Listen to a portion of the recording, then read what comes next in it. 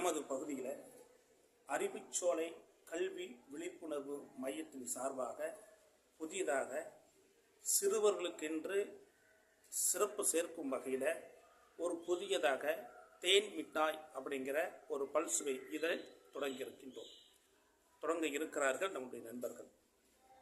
அந்த இதழ் யாருக்காக என்றால் குழந்தைகளுக்காக, குழந்தைகளுடைய படைப்புகளை வெளிக்கொணர்வதற்கும் குழந்தைகளை பற்றிய படைப்புகளை வெளிக்கொணர்வதற்கும் இது தொடங்கப்பட்டிருக்கிறது.